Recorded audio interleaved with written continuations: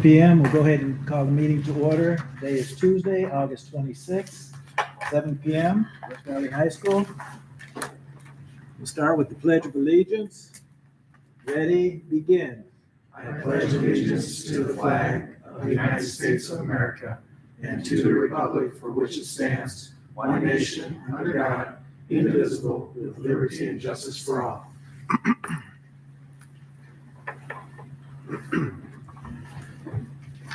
All right. Any changes to the agenda, Dr. Finch? No changes. All right. Communications. Response to public comment. Yeah, that's a placeholder. We didn't have public comment last time. Okay. And staff retirement recognition. Is Deb Boyle here? I don't think so. We wanted to recognize Deb Boyle, retired recently from our transportation department with 35 years of service to the West Valley School District. So I appreciate Deb's service. I would like to give her a hand, even though she's not here. That's the positive karma clap. And next we have item C. Yeah, we have a nice letter from Epic Head Start. The CEO of Epic is Mamie Barbosa. Epic's been a longtime partner with the district, and they just received notification that they will be the grantee for the Head Start grant moving forward. And so very excited that we continue this partnership. Epic runs state-funded preschools at Tannin Valley and Mountain View, and then the federally funded Head Start at Wide Hollow. And so they'll be able to continue those services in the upcoming years by having that Head Start grant be awarded to them. And they expressed appreciation for their partnership with the district, and we certainly express our appreciation for the partnership that they have with us. All right, thank you, Dr. Finch. Next, we come to item 6 on the agenda, public comment of non-discussion agenda items. And I got my little notes to remind everyone. Members of the public who would like to provide public comment will sign in. Speakers will be called in the order that they signed in to speak. Speakers will be given 3 minutes for their comments. Public comment is not the proper forum to address concerns about a specific staff member. If a person has concerns about a specific staff member, they should make an appointment with the superintendent to address their concerns. So with that, do we have any requests for public comments? All right, no one signed in. No one signed in? Okay. All right, anyone in the audience? All right, not hearing any requests for public comment. Public comments are closed. We will go to the approval of the consent agenda. There are a few items on there. We can take them separate or in entirety, depending on if someone would like to make a motion. I'll make a motion to approve the entire consent agenda. Okay, we have a motion to approve the consent agenda as presented. We'll go ahead and vote. All those in favor signify by saying aye. Aye. Opposed, same sign. Motion carries 5-0.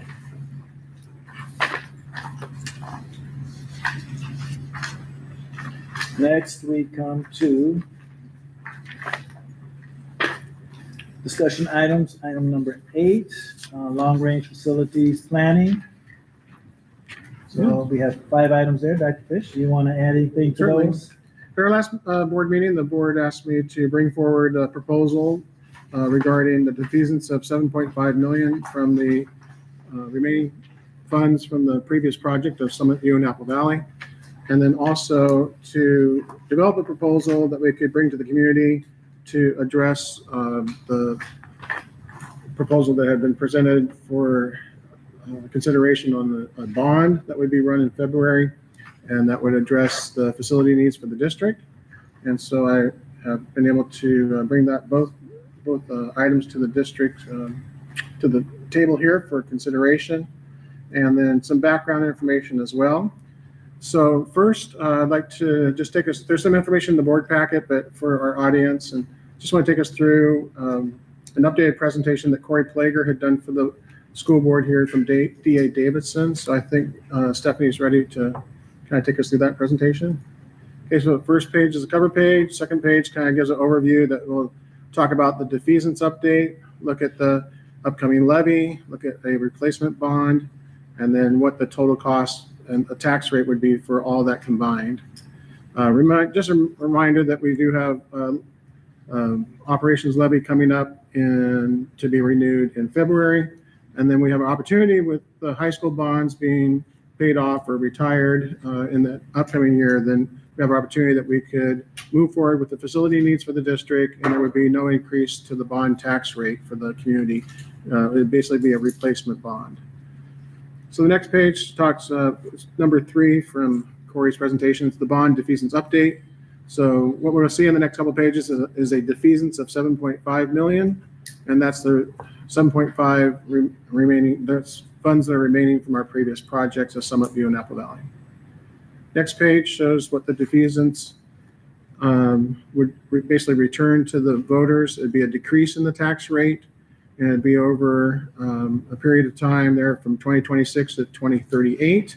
It would start off with a defeasance or a reduction of the tax rate of 12 cents per thousand, so 12 cents in 2026, 12 cents in 2027, and then a defeasance of 11 cents in 2028, a reduction in 11 cents 2029, so a few years there at 11 cents, and then the 10 cents there for 4 years, and then a reduction in the tax rate of 9 cents in 2036, 37, and 38.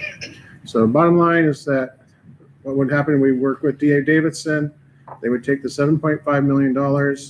It would be used to purchase state and local securities that would generate funds to be able to pay the bonds, to pay the debt service to the bondholders.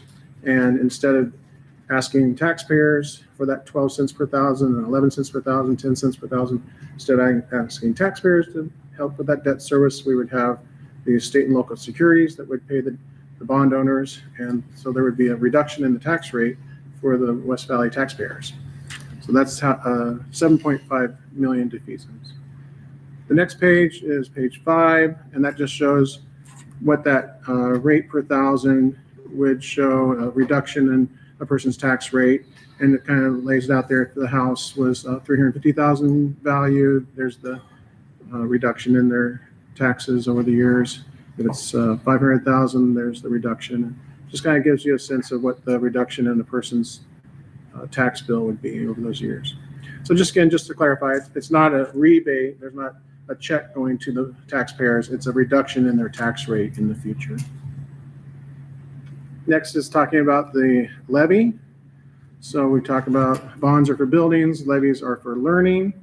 The levy lid in Washington State is now $2.50 per thousand. We've always looked at $1.50 per thousand as the tax rate for West Valley. With $1.50 per thousand, you're able to maximize the local effort assistance, which is also called levy equalization. And so we're looking at $1.50 per thousand in the renewal of the levy. And you'll see in the next slide that the rate has actually gone down because the assessed value has gone up. But when you look at the total tax rate, it would be lower than all of our Upper Valley districts except for Sela. I know Yakima ran a levy at $2.50 per thousand. We're not recommending that. We're looking at $1.50 per thousand upcoming. That's still to be decided by the board at a future date, but this is just to show a projection of what the total tax rate would be with the levy and the bond if we were to have those passed in February. So the next page is 8, and that shows that we, met the $1.50 per thousand back in 2019. It went up to $1.77, and then there was a correction to $1.25, so that we were averaging the $1.50 per thousand. And then over the last few years, the tax rate has actually gone down because the assessed value has gone up. But because of that, we have actually lost money from the opportunity that we had for levy equalization or local effort assistance. So that's why we've continued to have quite a few reductions in the district to have a balanced budget. And also we've had quite a bit of deferred maintenance in the district. And that's kind of the situation we're in right now with our deferred maintenance. If we were able to get to the $1.50 per thousand and have that be a steady rate, we would be able to increase our maintenance budget and be able to be in a position where we're not having to always try to catch up on deferred maintenance. So next is looking at replacement bond planning, and that's slide number 10. So bonds are for buildings, and we have this potential where the high school bonds are being retired. And so we have an opportunity to have a bond to address our facility needs, and there would be no increase in the tax rate because it'd basically be a replacement bond. Number 11, page 11, then we're looking at the first line shows the 2006 high school bonds and how that rate is 95 cents per thousand in 2025, 86 cents per thousand in 2026, and then there'll be no payment on the bonds because they'll be retired. So there's an opportunity there in 2027. We have the Apple Valley and Summit View bonds. You can see the tax rate there. And then the proposed bond to address our facility needs would be approximately 84 cents per thousand, looking at a total tax rate of $1.53 per thousand. Next page. This shows the combined replacement bond with the 84 cents and the 69 cents. And then if we look at the next page, talks about we're going to bring the defeasance into the equation. So page 14 shows that if there's the defeasance, so that's reducing the bond rate from Apple Valley and Summit View. You have the $1.50 per thousand for the levy rate. You got the 58 cents, 57 cents. That's the Apple Valley Summit View bonds. It's been reduced because of the defeasance. And then you have the new bond looking at our facilities needs that we'll talk about here in a moment. That'd be 84 and 85 cents per thousand. So the total tax rate would be $2.92 total. I'm trying to keep that steady over time so that our taxpayers don't have a fluctuating rate. They would have something to be able to have consistent expectation for their taxes. So $2.92. And we'll look at that comparison here in a second. Next page talks about the timeline.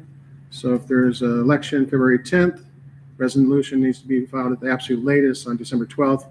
Would appreciate if we made a decision prior to that so that we could get that legally filed in a timely way. The ballots are out on January 23rd, and the county certifies the election on February 20th. So the election is February 10th. And then there's a final page there with DA Davidson. So I'd like to jump over to the Upper Valley tax rate and look at that next. Stephanie, you can take us there. There we go. So the total tax rate comparison, you can see, again, if we ran the levy and bond together, had the defeasance, West Valley would be at $2.92 total tax rate. You can see comparison to other Upper Valley schools. The Natchez is at $3.82, East Valley at $3.38, Yakima at $3.26, Highland at $2.98, West Valley would be $2.92, Selah at $2.87. And then that EP&O levy, the operations levy, you can see West Valley would still be the lowest at the $1.50 per thousand. The other districts have a higher tax rate for their levy. So it would still be, even though it would be an increase in the tax rate to get us back to the $1.50 per thousand, that'd still be lower than all surrounding districts. And then the final, that basically covers the defeasance. I'll go ahead and finish the presentation, and then we can just have a free discussion here from the board. The next list then is the spreadsheet that shows the updated. There we go. Those are the needs for the bonds. So the Long Range Facility Committee had identified Tannin Valley Middle School and Mountain View as our areas of priority. In addition, there's district-wide needs. And so the board had looked at, well, would we be able to address all the needs and keep the bond at the 92.5 million, because that is the number we're shooting for. So there would be no increase in the tax rate for taxpayers. So if that's the parameters, then I was able to work with our administrative team, identify what our needs are in the district, and adjust the scope slightly from what the Long Range Facilities Committee had recommended. Remembering the committee had recommended using some of the remaining funds, but this plan does not dip into the remaining funds. We're able to defease the 7.5 million, and we're able to address all the needs in the district. We're able to do that by adjusting the scope of the parking that had originally been in the first plan that was presented in July. So by keeping the warehouse building, which is an asset that would be beneficial to the district, we could still get around 120 parking spaces, we feel, for our events, maybe some more if there was a way to bring in the other side of that campus of the district office. But by not demolishing the warehouse, that frees up funds to address the other needs, which was namely Mountain View, being able to have that be part of the bond project. So just to go in order from the top, Autumn Valley, we would renovate the school, add classrooms, add a cafeteria. There would be a cost, the estimated cost for that, but then there would also be the state match. That's the SCAP acronym there. So that's the budget for that. The middle school, we would add on to the current middle school building, put all kids under one roof in grades 6 through 8. There'd be a large addition there, 2 stories. We'd have additional gym space. We'd have all the needs met for grades 6 through 8 under one building. And that's the cost there with the estimated match that we would have from the state. For Mountain View, we would add safety upgrades, add security cameras, refresh the interior. The upgrades of the campus would include redoing the playground, which is very uneven right now, and then also additional work on the parking area and improving the safety there as well. And that originally was proposed to be paid for from the remaining funds, but now we would use the bond funds. We would not dip into the remaining funds for that project or any other project. And then finally, the district-wide is a cost of $8 million. If you look down, that's the total there, the $8 million below there. So across the district at Cottonwood, we would add security cameras. Currently, there are no security cameras at Cottonwood, so that would increase security there. And then add foundation support to stabilize the foundation of the school. White Hollow, we'd add security cameras. There's no cameras there currently. We'd upgrade the intercom system. It's original from 1987. We'd upgrade the flooring in the school. We'd fix the parking lot curbs, refurbish the gym floor, and add an HVAC system for the gym and kitchen. There's been no HVAC for that area of the school since it was built. All of our other elementary schools, well, all of our schools have HVAC in their gym and kitchen area. The junior high, we would remodel that for community use and district offices, so that's the cost there. We'd also refurbish the gym floor. Originally, there was a curtain that's needed to be able to teach 2 classes in the gym. It's often needed for repair. We feel that's an immediate need, and so we're going to use current district funds. We're not going to wait for the bond to fix that need, and so we'll be able to work with our existing. What was the cost of that? I forgot it. I'll phone a friend here. Ryan McDaniel's our new assistant superintendent. So I don't have that information. yeah, maybe you can pull it up for us. I think it's there.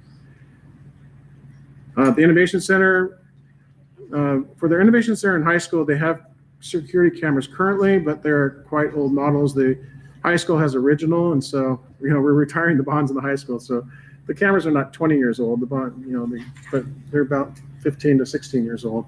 Think about what your cell phone was 16 years ago. And so the cameras that we currently have in the new buildings, Summit View and Apple Valley, they are high quality. You're able to zoom in. You're able to really see anything that's happening with the cameras. At our high school and our Innovation Center, we need to upgrade to get to that quality. And so this would be an important upgrade for us here for security, both at the Innovation Center and the high school. Innovation Center would be upgrade to the security camera, upgrade the intercom system, refurbish the gym floor, and refurbish the locker room floor. High school would be same, upgrade the security cameras, upgrade intercom, and refurbish the gym floor. And then finally, we have the district project to resurface tennis courts. That's needed. That's needed as soon as possible. And then the final was convert the existing administration building, demolish that, convert it to parking for the various events that we have at the stadium. And so we'd be able to have additional parking there, and that would be a benefit for our district as well. So we're able to move all of those projects into the bond, and we have the estimated match there as well. So I basically feel like I've been able to come back and deliver what the board had asked, to be able to see if we can make all the facility needs upgrades as needed for the district, not increase the bond rate, and not dip into the remaining bond funds. Ryan, do you have this? Project were you looking at? The curtain, it was combined. It was the gym floor and the curtain, and we took away the curtain as the cost. So we can get back to you on that actual cost. Yeah. All right, so I think that's enough of my presentation. I would certainly want to give the board a chance to discuss, but, the discussion that we need to have is this a proposal that the board can support moving forward? If so, we would be able to bring a defeasance resolution to the board at the next board meeting. We've had the community meetings previously. Defeasance was included in the previous resolution, and so we're ready to move forward with any defeasance as the board sees necessary. And then also, we had talked about doing a community forum quite soon in 2 weeks. Personally, I would request of the board that we move that community forum a couple weeks out, maybe to October 1st. That would give some time to work on having this information that I presented tonight, having it in a real readable format and presentable that we can communicate on that. It's basically a first draft proposal to hear feedback from the community. Is this something the community wants to see us move forward with? And is this something that they can support? It would be nice to have some materials that would be a little more user-friendly. And by moving the community forum to October 1st, it would give the administration some time to prepare those materials and have it be more user-friendly. All right, so I'm going to stop talking now, and floor is all yours. Anybody?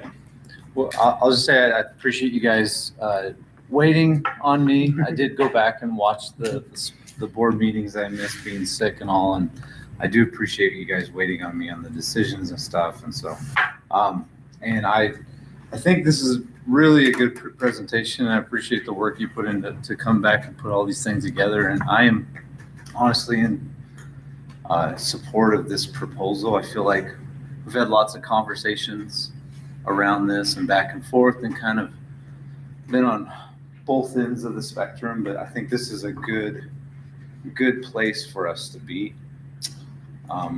When I think about the bond, it is not going to be easy to pass the bond, but I think the defeasance is going to go a long ways in helping us to pass that bond.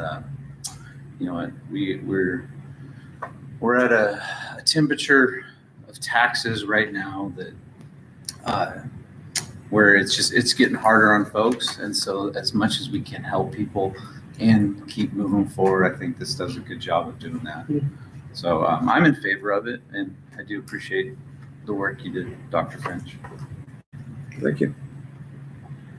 I said a lot last week, so I'm not going to say a whole lot this week, but I didn't really expect all this, but I really appreciate Dr. Finch taking the time putting all this together, and I agree. I like this proposal. I think it honors the facility committee. I think it honors the community. I think it's just a good balance all the way across from all our discussions.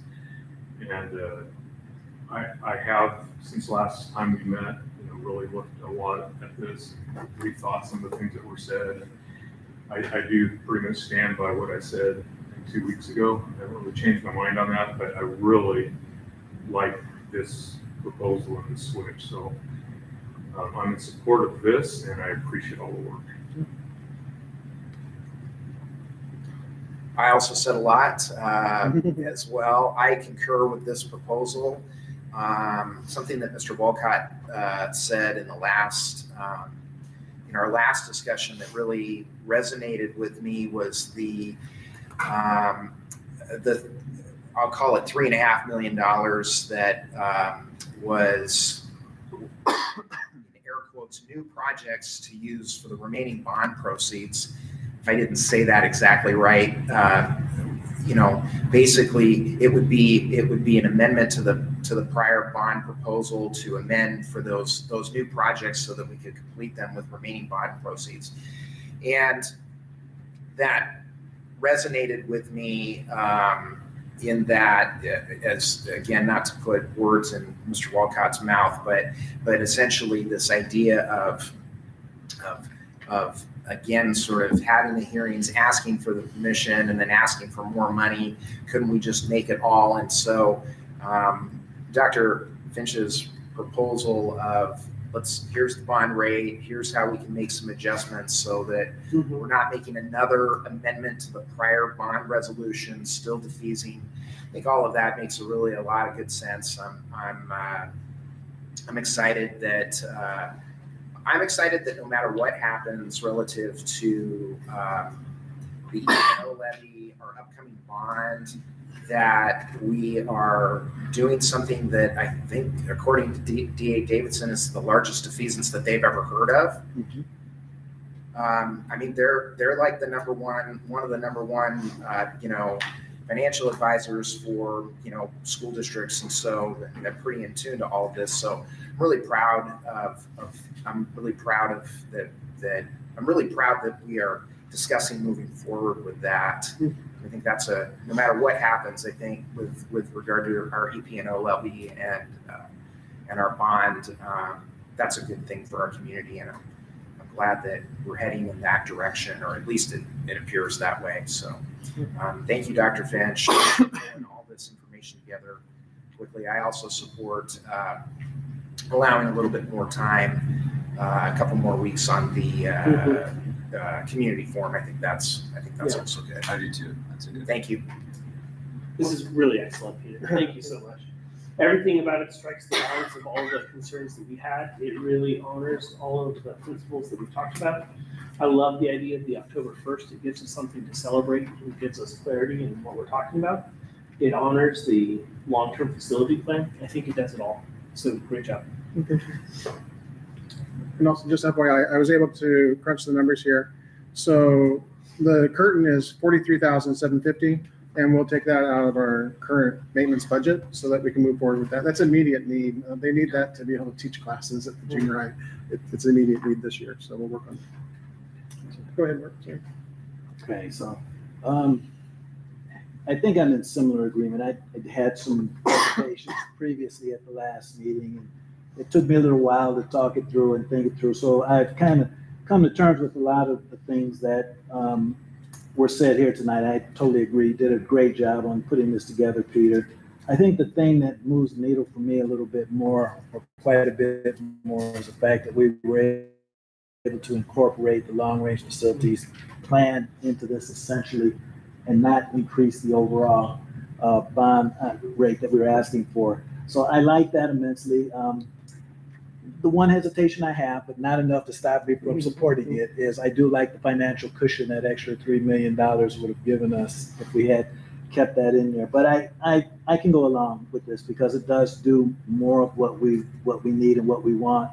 I also like the fact that I think the timing is very good for this right now. Just, the economic climate is changing. We're giving money back instead of asking for more.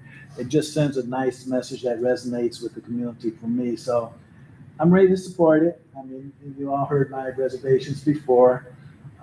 However, in the best interest of what I feel is best for the school district, I think it's time to move forward and get this thing done. So. Can I make a slight clarification to something that Mr. Strong just said? Yes, I know what you just, go ahead. We're not giving any money back. Right, We are asking for less. right. Yes. That's an important, and again, that's an important thing to say. Yeah. I wish that the board could write everybody rebate checks, but that's not within the law to do that. So the whole thing is we are asking for less, and this is going to go to you. This is going to go to pay the debt service. Yeah, and I stand corrected. I didn't phrase that correctly, but I think okay, you knew but what I meant. It's just, Yeah, it I think is. it's something that, as we've gone through even before in the defeasance process and the use of the excess bond proceeds, it's very important to be very clear about what this is and what this is not. Yes, yeah. And I think we're clear on that. Yes. We're not giving back checks. Right. That is clear. So I think everyone knows that, but thank you for the clarification. So with that, I think it sounds like we're all kind of in agreement here with what to do here. And I also support the change of the date for the community forum as well. That's an important point. I do think that's an important step as well. The community must be informed and a chance to express their concerns about any part of this plan. So I support that date change. I didn't hear from the others. Everybody's Yes. for that date. Absolutely. Yes, sir. All right, so Peter, you have marching orders there to go forward. All right, so just to summarize, I'll bring a resolution for the defeasance of 7.5 million at the next school board meeting. We'll begin pulling together materials that are very user-friendly, and we'll advertise October 1st community forum that we'll have here at the high school auditorium. And we'll make sure to really advertise that and make sure everyone knows to come and give us feedback about this bond proposal. And Yep. I think at the agenda meeting, I think I might have asked for it, but would you be able to look into schools that have passed a bond recently in the last few years successfully? Right. And maybe some of the outreach stuff that they did Oh, yes. to help kind of get the word out, just so that we can maybe copycat them. Yep, we'll do that. And then also, yeah, we had talked about this at the previous board meeting, but there's some new people in the audience that previously Thea Davidson, Corey Plater had shown that when you run a bond and a levy on the same date, you actually have a better chance of passing the levy, and that's probably because you're working to get out the vote for the bond. The bond has a 60% threshold, 60% majority to pass. The bond and the levy has a 50%, so maybe that's why that you actually have a better chance of passing the levy when you run the levy and bond on the same ballot proposal. I thought he said that it was a better chance to pass them both. Oh, I believe so. I believe you're right. Yeah, Okay. yeah, it was both. I guess the main thing was people were wondering, well, does it hurt the levy to run a bond and a levy at the same time? It actually, you have a better chance of passing the levy, and it's probably because you're working to get out the vote. Okay. All right, very good. Any more comments, any more discussion from the board members? All right, so we will move on to public comments on discussion items. Same kind of rules are in effect here, but if anybody has comments on any of these discussion items, you can step up to the podium there to speak.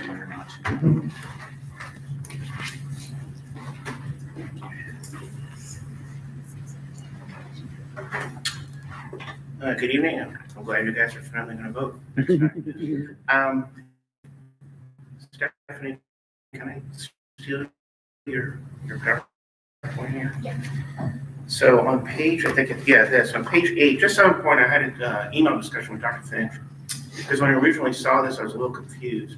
And you'll notice if you look at the 4-year period, the previous levy, which runs from 2023 to this current year, you see that total amount that's bracketed 27 million. And I know you guys need to review this to make a vote, and that $1.50, and Dr. Finch explained to me, he says, hey, it's just placeholder right now. And the finance department is going to come up with, what's good there. However, for me, as taxpayers, something to think about when this comes to your attention. So I haven't made mine up personally either. The $1.50 amount, unlike the previous levy, you'll notice it's at a static straight across amount. And I know that, the actual number, the estimated number, because Dr. Finch didn't know what it was, if you just kind of ballpark it, it looks like it's about 35 million, maybe a little bit higher because you have the 3% growth. Not sure. So we'll have to see what that number is. And so Dr. Finch, you did allude it in your open preamble. And I think it's very important as a taxpayer so we understand. I like the idea that you mentioned to me, and you brought it up in the group here about deferred maintenance, because if you look over the history, we did accumulate a lot of items that weren't addressed. And so this could be a means to do it. At the same time, there's a little give and take, right? So if you go to page 14, which has a combined, and it shows the 292 figure, which totals. So, Facility maintenance that's needed in our district. So not just the tennis courts, but we would be doing it for the tennis courts, but also for the HVAC systems and all the things that we kind of ran into recently that had all been deferred maintenance. So you're absolutely right. And then what we would do if we were able to run the levy, for example, at $1.50 per thousand, there would be additional funds then that would be generated. They would come into the general fund, and then we would be able to take those general funds from the levy and transfer them into the capital projects. It does get confusing because when we run the bond, that's going to be money that we sell bonds and they go into capital projects, and we do the big remodel of the middle school and Altonan Valley and all that. So that's where it gets confusing because the levy goes into the general fund, the bond money goes into the capital projects fund. But you're right, it would be good if we were at a place where we could transfer more money over and have designated funds for maintenance of many of our assets in the district. Unfortunately, we're really not in that place right now. And one reason is because we've been having declining revenue. It's a little difficult to talk about because the way the state funding is and such, but basically we've lost the regionalization funding from the state. We've had reduction in the local effort assistance, the levy equalization, because our tax rate did go below $1.50, and so you're starting to lose every time it's lower than that. And then over time, there was this additional federal money that was coming into the district, and that's all gone away, the ESSER money. So there's just been a lot of reductions that we've had to deal with over the last couple of years. And we're really not in a place where we could transfer more money, but that would be a good thing to do. And down the road, I'm hoping we're going to be in that position that we can have more money designated for maintenance and long-term projects like that, where we're setting money aside so that we'll be able to address the issues when they arise.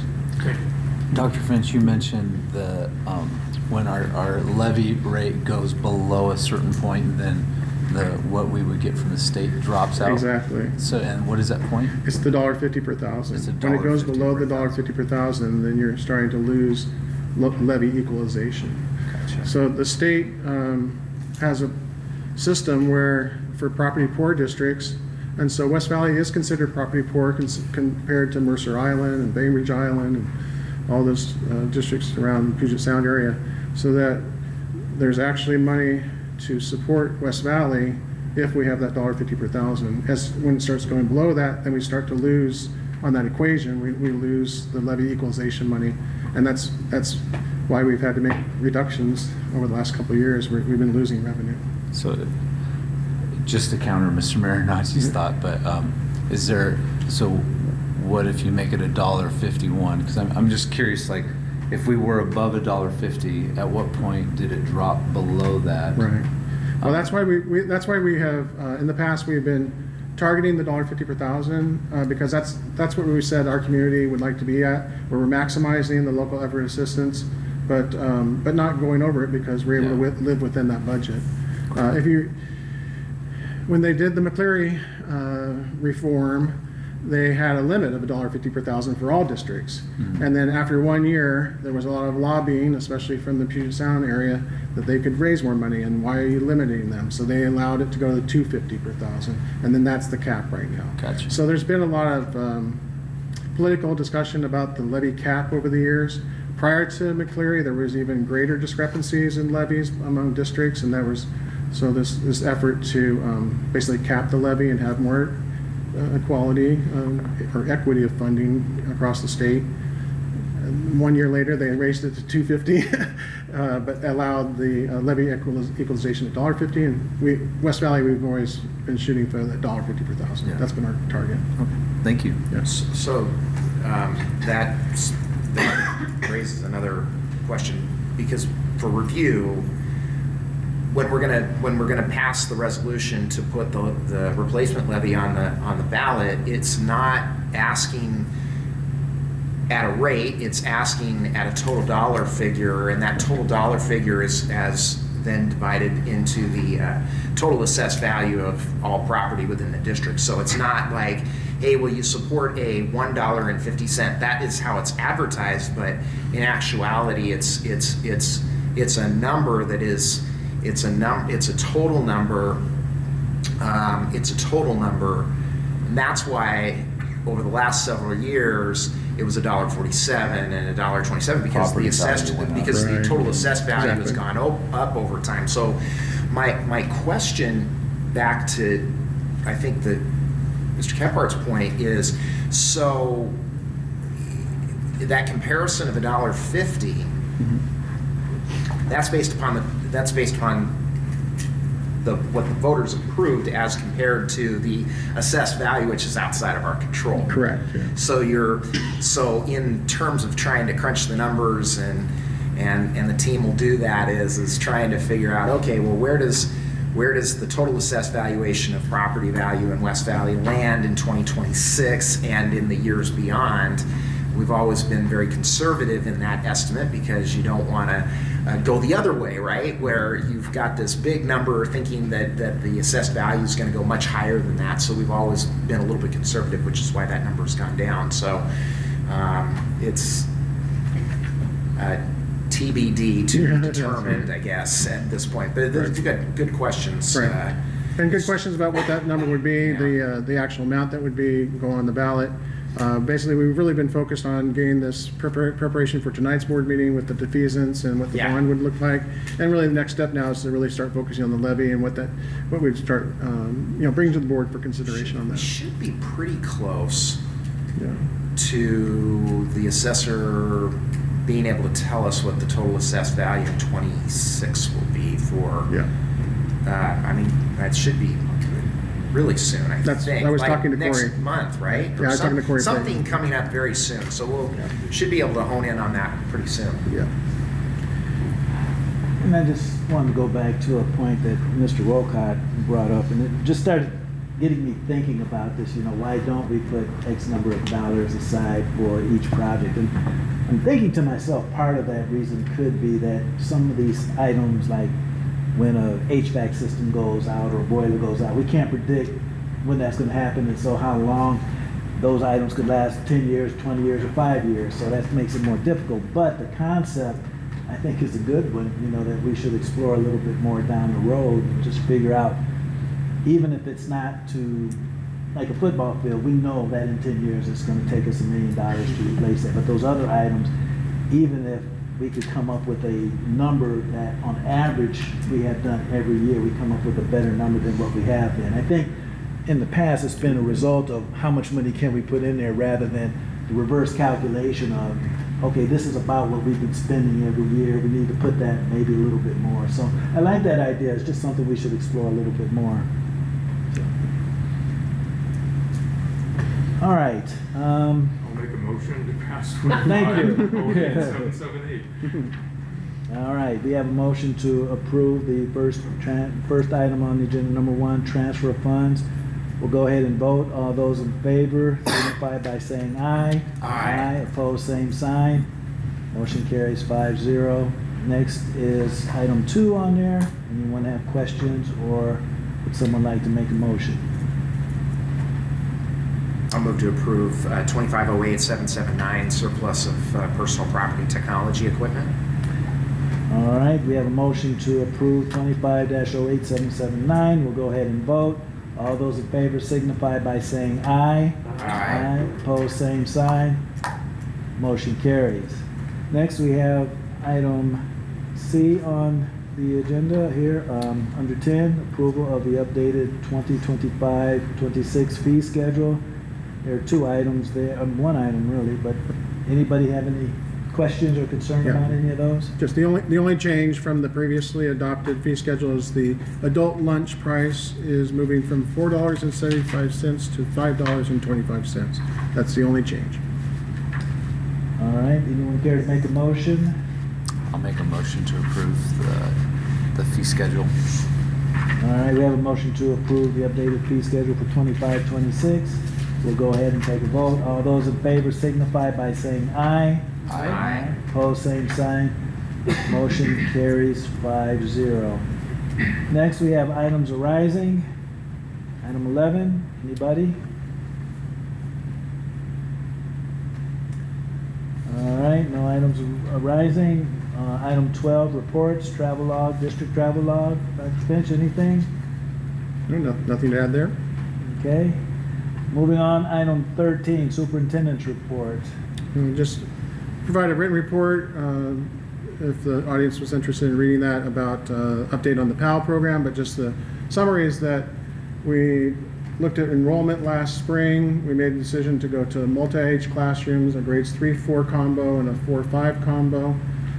As we looked over the summer and families made their decisions, it turns out that all of the in-district students who were offered placement have been placed. In addition, 3 out-of-district students have been able to be placed in the classroom as well. I know we had testimony last spring that there were out-of-district families who were hoping to have placement, and so we were able to place 3 of the out-of-district students back into the Pal program, and that's where we're at. We had the teachers working over the summer to develop a scope and sequence for project-based learning so that students wouldn't have the same projects every year. There'd be a real, a great sequence of learning with the projects. And then also met with the teachers before school started, and they're working on identifying a date for a showcase of our highly capable programs from across the district. We'll house the showcase, we'll have that at White Hollow, and that'll be in February as families are thinking about coming to the PAL program. But we'll have the middle school and high school students there as well, and just share all the great things happening in our highly capable program. So that's the update from the superintendent's report. Thank you, Dr. Finch. Item 14, board reports, board development. Hearing none, we will go into executive session. It is 7:50, 30 minutes enough? I think it'll be shorter than that. 30 minutes? that's Okay, shorter than- 15? Yeah, I think 15. will be fine. Okay, we'll go in to executive session, 15 minutes, no action to be No taken. action. All right, so Back. we'll be back at 7:50 at 8:05. 8:05, yeah, very good.